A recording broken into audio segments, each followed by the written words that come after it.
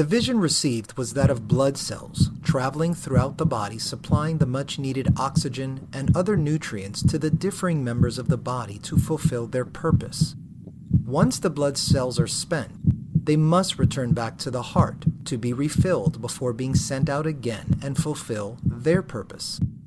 The decision for homeschooling was hard because of the lack of income, but at the same time, we saw God's faithfulness because God provided supplemental incomes through things that you were doing.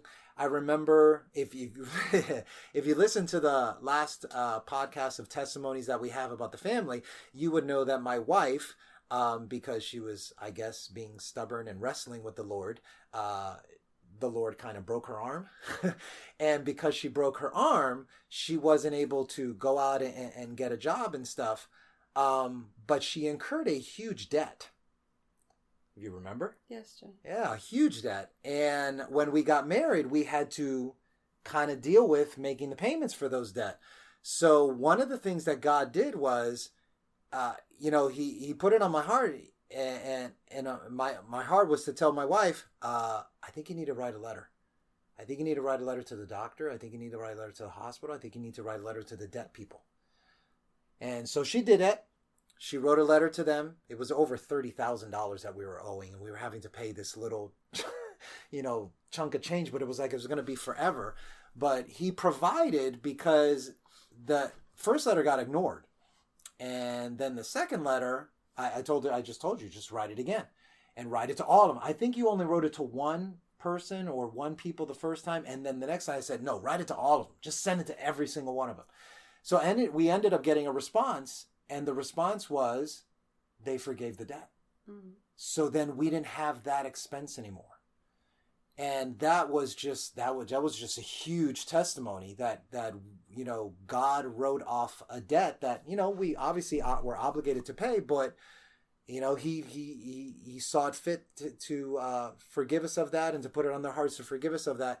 So even though our finances were strapped, he gave us relief in so many different ways through supplemental incomes, through forgiveness of debt. But the longer we lived in Miami, everything just got harder. Yeah. The cost of living was rising.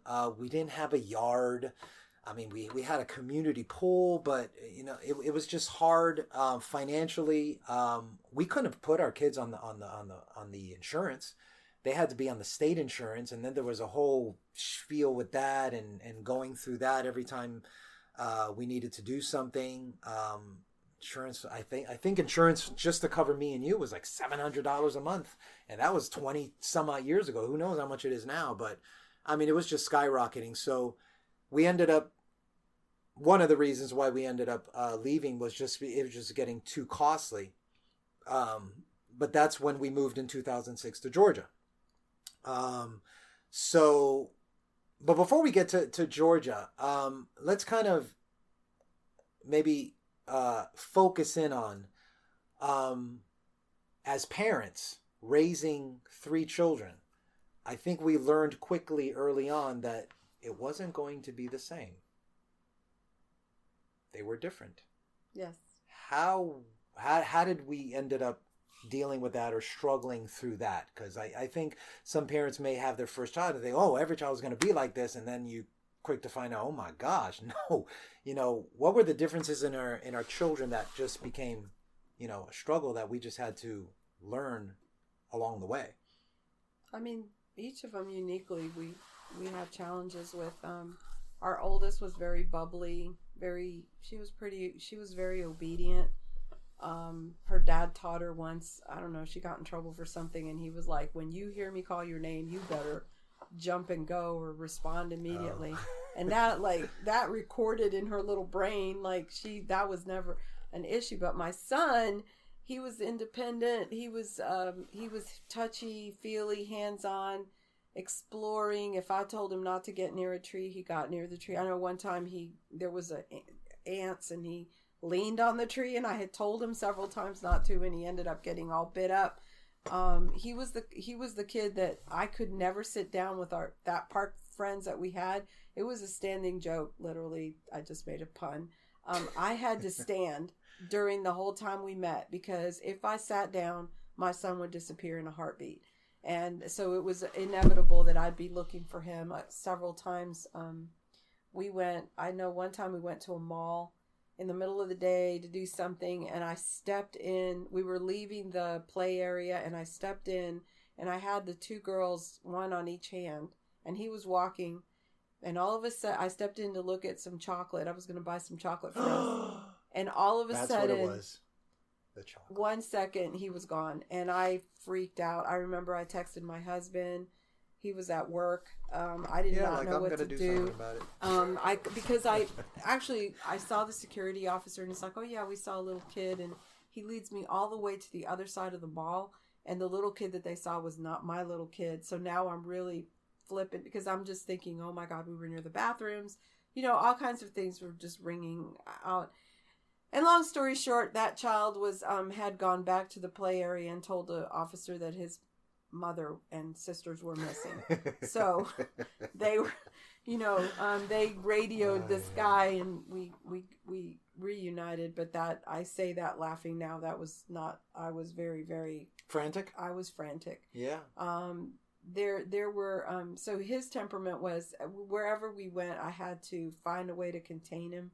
Like if we were in a church, I remember we were meeting in a place, it was an office building or something, and I had to put him, he was younger, but I had to put him in a playpen so he couldn't get out. And then what he would do is start throwing everything out from the playpen, because if he was out, he would start getting into all the cords and the electronics and touching everything. He did that even when he was in his room. We were living in the townhouse. He was in his crib. He would crawl Lydia up never on the, did that. He would crawl up on the He would shelves. crawl up on top of the shelf, and then he'd be on top of the shelf. And we Yeah. didn't have That video was- cameras I- a back couple then. of We just had the times, yeah. sound thing to A couple of hear times the I walked sounds. in on him, and he was on the very top shelf near Yeah. the ceiling, and I was like, oh my goodness. So, and then our youngest, because she had stomach issues, she was one that we could not put down. So we literally had to carry her through her naps. And, For 13 months. and she was very, Oh my gosh. she wasn't one who, road trips were not, we didn't do very many vacations while she was little, because Do you remember the song we used to sing? The kids would, yeah. What was the song? Don't Cry, Deborah. How does it go? No, I'm not going to sing it. Don't cry, Deborah.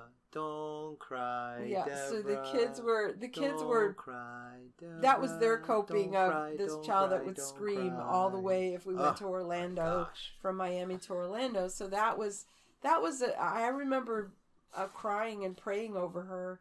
We asked people to pray for her. If she was You even went to a class to massage her intestines. I did. I went to a class to Sure if learn that how to worked. massage, to relax her body. I did every mother's milk drops, every herbal, anything that I You could got off think of. dairy. I got off dairy. I You got lost off weight like all that. kinds of stuff. I did a lot of things that just sort of trying to figure out how to get her through that and how to get me through that. How to get the family, the kids. I know kids are resilient, because we taught them that song, and that's what they would do when she would start screaming. So we got through all of that. I mean, it wasn't like all the time, during the day when we were doing school, she was fine. It was just whenever she ate, whenever we traveled, it was hard. So the temperaments were very different. yes. Our oldest was, like you said, she was bubbly, she was vivacious, she would sing through the aisles of Publix, and she would sing it out loud, and she wouldn't need a microphone or megaphone.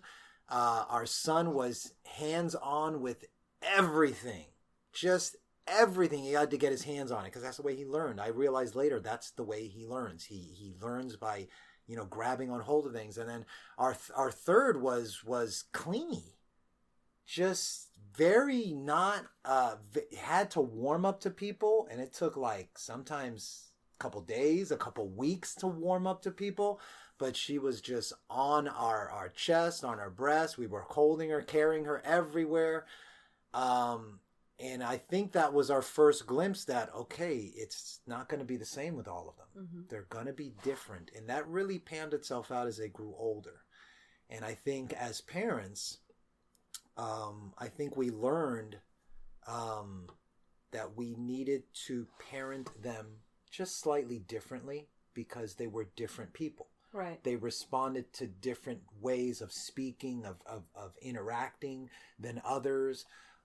So that was a learning curve for us growing up. But you brought up that was a funny story. I didn't remember that about the mall, but I do remember how it happened again in Georgia, like a decade later in at Georgia, at the Georgia Aquarium. Yes. How did that go? What happened there? Because I got a call there too. My brother came into town with his wife and his kids.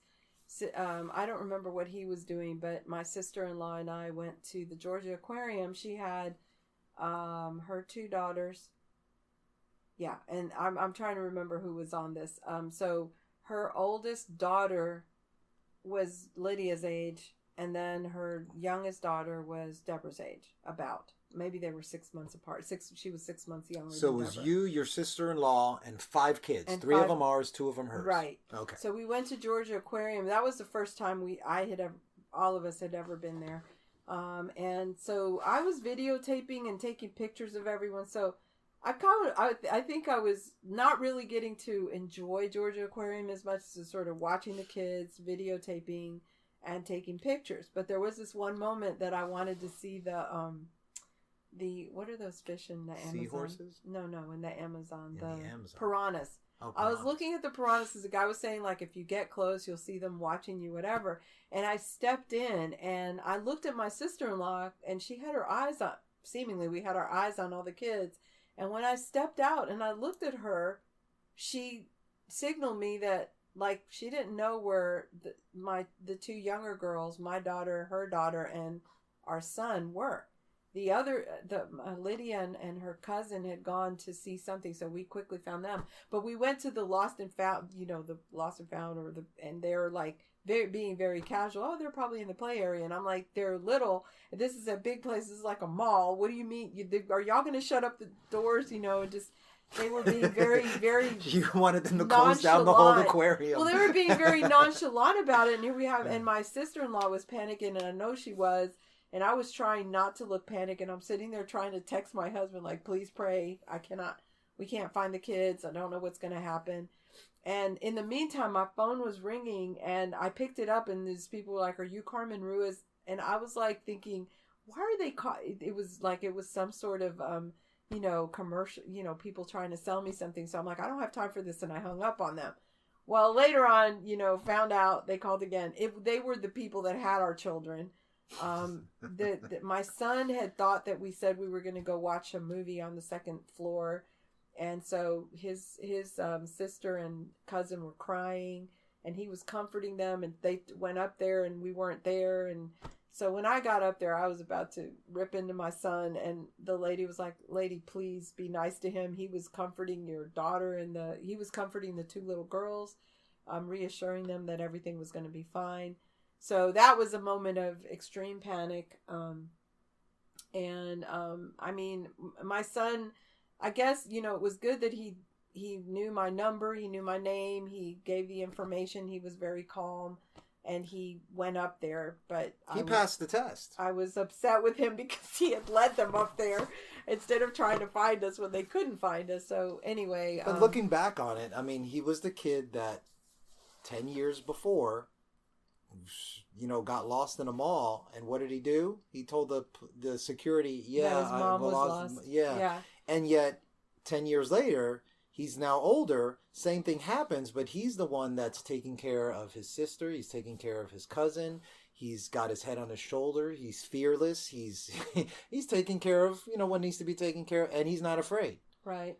So that was, tremendous test. So, those are some of the stories that you have, and obviously, everybody's going to have their own stories and they're going to cherish them.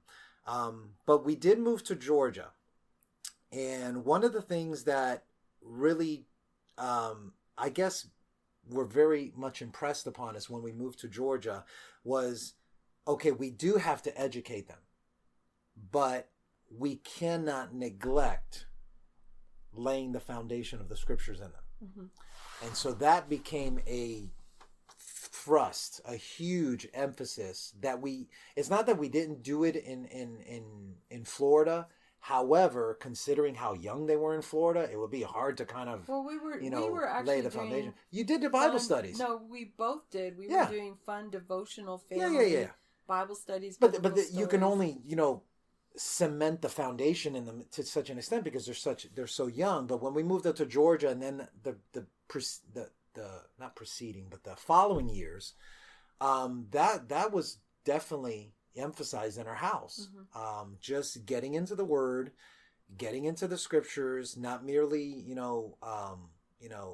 knowing your way around the Scriptures and knowing what the 66 books of the Bible are, but helping them, try to piece together this whole biblical record of God's dealings with man and what God expects of man.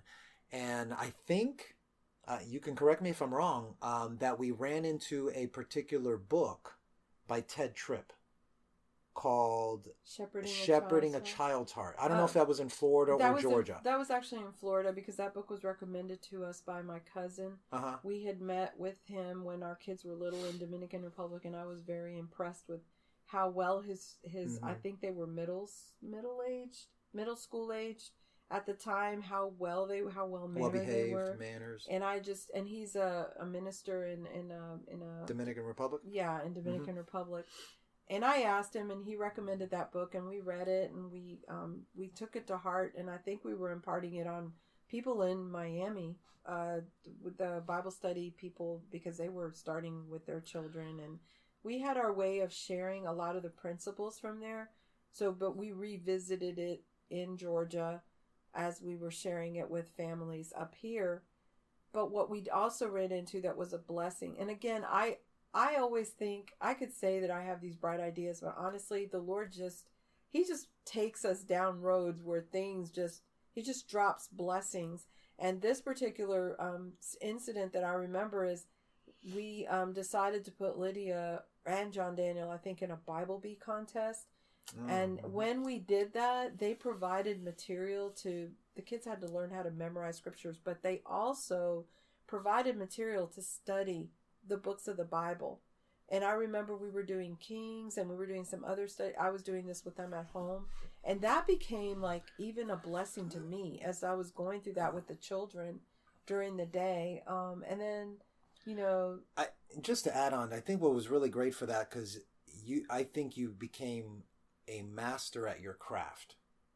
And I mean in regards to education because of what you went through with the kids in homeschooling.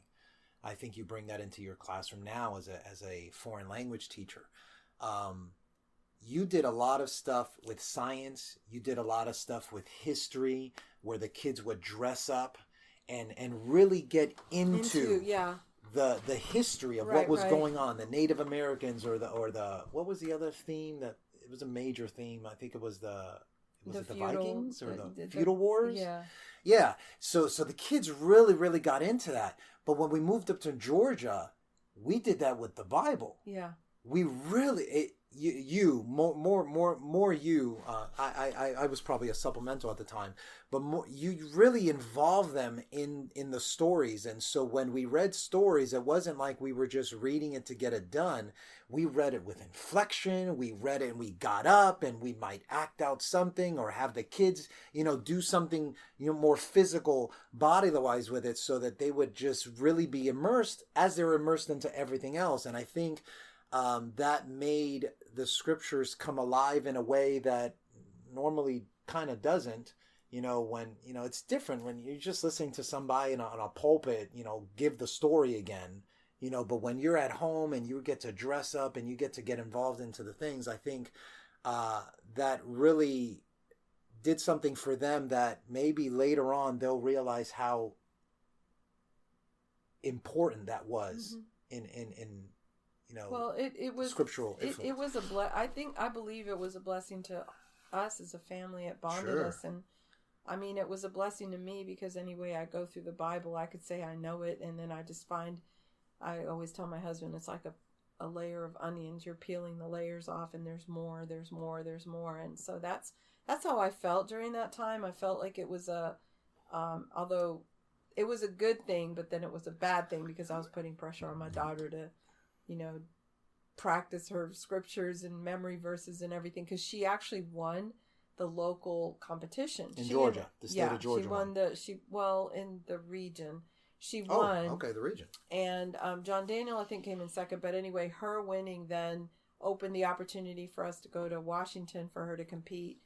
And Washington, D.C. Yeah, and then the Lord blessed us in so many ways with that, because that was we were going to have to pay for all that, and then people just blessed us. I wrote letters. It's one of the only times that I've done something like that, and that was a very humbling experience. The response was very humbling. There was basically, we asked the saints, we asked friends, we asked family, because it was all 5 of us that were going to go. It wasn't going to be just Lydia. You know, it was the parents, and it was all 3 of us were going to go to Washington, D.C., get in a hotel, got to travel there, got to travel back, and then spend, was it a weekend? I mean, the kids got to go to Washington, D.C. That was my deal. Like, we're going to make something out of this. But the point was, it was going to be expensive. And on my one salary, it wasn't going to happen. But it was, and my daughter, we put it before her. We actually told her, I don't know if we're going to be able to do this. And we challenged her to pray about it. So that was one of the things that she prayed about, because she really wanted to do it. But then after she got the blessings and we were going to go, it's like, I could not get that child to study to the degree that she probably needed to for the national competition. So if I were going to change anything, it might be that. But long story short, even a brother in Washington, like, sponsored us from over there, you know, made a collection in his church to give us money for parking, because we got the hotel, but then we were going to have to pay like this exorbitant amount of money to park the car. And then as we were leaving, we were allowed to stay, and he opened up his place for us. He wasn't even there during that time, but it was all all of these things that we're sharing, to me, were not just, it was part of the homeschooling experience, but it was also building the faith of our children, because they would watch us be in a situation where we probably wouldn't be able to do something, and then we would pray about it, and God would make a way for us. And not just them, but people that watched around us were seeing how God made ways for us with a lot of different things that we partook of with them. The homeschool conferences that we went to that emphasized, family. Bodie Bachman spoke at one. Is that the way? Did I say his name right? I think it's Vodie. Bodie Bachman. I said it. Yeah, Bodie Bachman. He spoke, and it was a very good family, homeschool conference geared towards the family. They watched us, we worked the selling our curriculum, we usually had to get used curriculum. We could get new stuff for certain things, but I didn't let the kids use the books. They had to write on some of them, because we would just recycle it. So then whatever Lydia used, John Dana would have it the following year, etc. So just ways that God made for us to learn to be very wise with our finances for it to work. And I continued working part-time, as a tutor, and finding the balance. I think one time I told my husband we were like a revolving door. As he was arriving, I was leaving. Sometimes there would be a gap of time. We later come to find out certain things took place during that gap of time, but God was very good to us. And I am very thankful as I hear parents now and their heart cry and the situations that they go through. Teachers at school that have children. I'm so thankful that we made that sacrifice and we were able to dedicate that period of time, let go of, we didn't have the vacations and all the things that people do, but we had the time that you can't redeem that. You can't take that. You can't get that back. I mean, when we say that we didn't have vacations, I mean, you and I didn't go on a vacation till our 20th anniversary. Yeah. Well, it just us. Just too. us. Yeah. I mean, that's what I'm talking about. We didn't have a vacation. But we had family But what we things. did was we had a lot of family traveling. Yeah. A lot of family. I mean, when we were in Florida, we went to Naples. And, we kind of left Florida. We're in Georgia now, but one of the things that my wife said early on is that our youngest daughter would not get left behind on anything. And I remember when we went to Naples, we were swimming in the pool, and I was having the kids jump in the pool to kind of practice their swimming. So they'd dive in and they'd swim to the other side. Lydia was the oldest, so obviously she knew more, and they had been to swimming lessons. And then John jumped in after her, swam to me, and swam to the other side. And while I'm helping John, my youngest daughter jumps in the pool. While I'm helping John, and I don't realize, and I turn around and there she is, not flailing, she's actually trying to swim because she would not get left behind. And that has been one of her trademarks in our family, is that even though Lydia was older, taller, faster for some time, John older, taller, faster for some time, on the bikes and running and playing and doing all of these things, our youngest she refused to be left behind on anything, and would then excel. And it's one of the reasons why she excelled in her athletic prowess, if you will, is because she was doing things at an earlier age than her older siblings were. And so she ended up being, with more physical skills than them, just because she was doing it earlier, because she just refused to be left behind. If they were riding a bike, she couldn't ride a bike. I remember teaching her how to ride bike here in Georgia, she wouldn't get left behind. If they were out playing basketball, if they were out doing this, out doing that, she would go and do it. I mean, we had a tree climbing event. Do you remember that? Mm-hmm. Where they were in ropes, and all of them it was part of a co-op thing. But they had so many memories mm-hmm. that were just awesome. That we may not have been the richest family, materially speaking, but in experience, mm-hmm. Wow. I mean, they had a really rich experience, not just in Florida with the co-op home group that we had there, but I remember you were traveling from Georgia to Tennessee. We went to Washington, D.C. another time. We visited the co-op friends that are in Carolinas, I think. Mm-hmm. And we did some stuff there. We got to go to Texas. We got to do things that were, and we didn't fly there. Dominican Republic. We did get to Dominican Republic, and that was, a blessing of your parents. To help us do that. But for the most part, we stayed local. We just did things local, but it was just a very enriching environment. So, we're in Georgia. We come to this point, and now the kids are growing older. Thus is the ministry of our Father's heart through us. Our utmost desire is to be in the Father's heart, to know the Father's heart, and express the Father's heart to you. If you appreciate listening to this podcast and were blessed, pass it along to someone else by text, email, or word of mouth, in the hopes that they might be positively impacted as you were. If you are interested in supporting our efforts, we would ask you to consider the following. 1. Pray for us. 2. Leave a positive rating or review with whomever you listen to our podcast with. And 3. If you desire to contribute monetarily, you can do so at paypal.me/JBenJesus, or you can Cash App $JBenJesus, or you can Venmo at JBenJesus. That's JBenJesus. God bless.